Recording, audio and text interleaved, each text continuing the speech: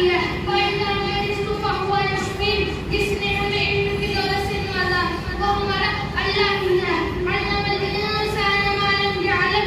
اتنی عظیم اتنی پیاری اتنی صفات والا اللہ ہی ہمارا رب ہے اور خالق و مالک ہے. اسی لیے ہمیں مشکل کے وقت اسی کو پکارنا چاہیے. کسی چیز کی ضرورت ہو تو اسی سے ہی مانگنی چاہیے, اسی کی عبادت کرنی چاہیے. کسی کو اس کے ساتھ شریک نہ ٹھہرایا جائے, کسی کو اس کے ساتھ